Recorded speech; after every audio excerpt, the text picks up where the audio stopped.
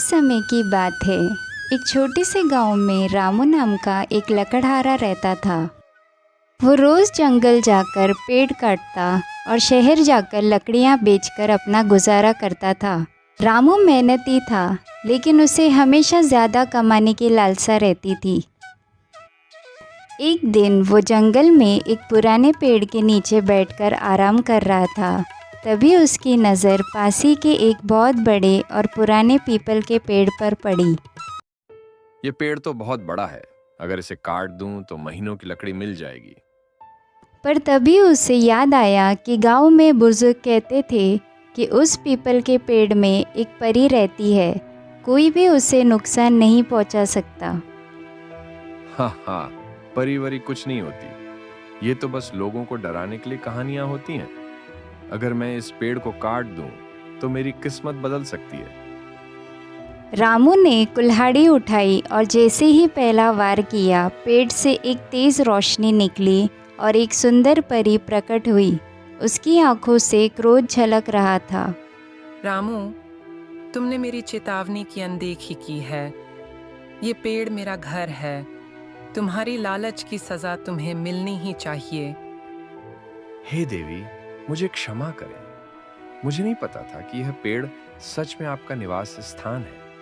मैं अब ऐसा नहीं करूंगा। मैं तुम्हें एक मौका देती हूँ। मैं तुम्हारे सामने 3 विकल्प रखती हूँ।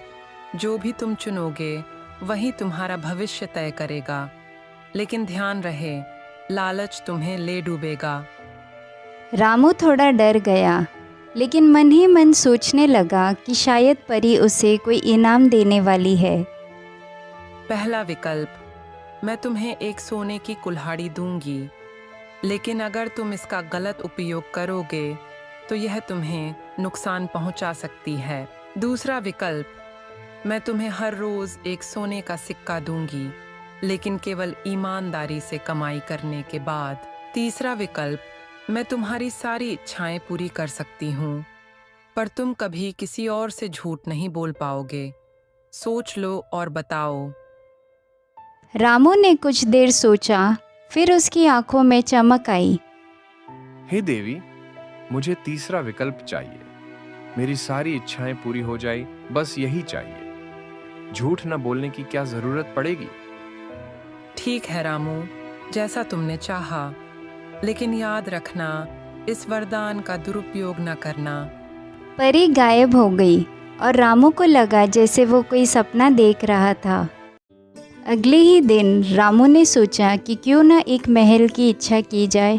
काश मुझे एक बड़ा महल मिल जाए। पलक झपकते ही एक सुंदर महल उसके सामने खड़ा था। गांव वाले चौंक गए। रामू अब राजा जैसा दिखता था। सब उसकी तारीफ करने लगे। पर कुछ ही दिनों में रामू का लालच और बढ़ गया। काश मैं सबसे अमीर आदमी बन जाऊं। वह अमीर हो गया। उसके पास बड़ी गाड़ी और नौकर चाकर सब आ गए। लेकिन अब लोग उससे सवाल पूछने लगे कि यह सब अचानक कैसे हो गया। रामू भैया, ये सब तुम्हारे पास कहाँ से आया? क्या कोई खजाना मिल गया? नहीं भाई, मुझे एक परी ने वरदान दिया है। गांव वाले हंसने लगे। सबको लगा रामू पागल हो गया है। अब रामू को समझ आया कि वो किसी से झूठ नहीं बोल सकता। कुछ ही दिनों में राज्य के अधिकारी भी उसके पास आए। रामू, तुम आम आदमी थे, अब इतने अमीर कैसे हो गए? सच सच बताओ, वरना तुम्हें जेल में डाल देंगे। सर, मुझे जंगल में एक परी मिली थी, उसी ने मुझे वरदान दिया। ये पागलपन है। तुम हमसे मजाक कर रहे हो। रामू को गिरफ्तार कर लिया गया। क्योंकि वो झूठ नहीं बोल सकता था, इसलिए सबको सच बताता गया, लेकिन कोई उस पर विश्वास नहीं करता। अब रामू को एहसास हुआ कि उसका लालच उसे मुसीबत में डाल चुका है। महल भी धीरे धीरे गायब हो गया। पैसे खत्म हो गए, नौकर भाग गए और वह अकेला रह गया। एक दिन वो फिर उसी पीपल के पेड़ के पास गया और रोने लगा। हे देवी, मुझे क्षमा करें। मैंने लालच में आकर आपसे वरदान मांगा और उसका दुरुपयोग किया। मुझे मेरी पुरानी जिंदगी लौटा दीजिए।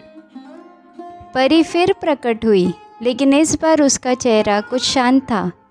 रामू, तुमने अपनी गलती समझी है। यही सबसे बड़ा परिवर्तन है।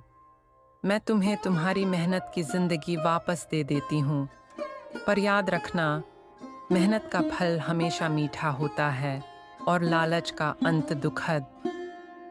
रामू की आंखें भर आई। धन्यवाद देवी, अब मैं कभी लालच नहीं करूंगा। परी गायब हो गई। रामू की जिंदगी फिर पहले जैसे हो गई।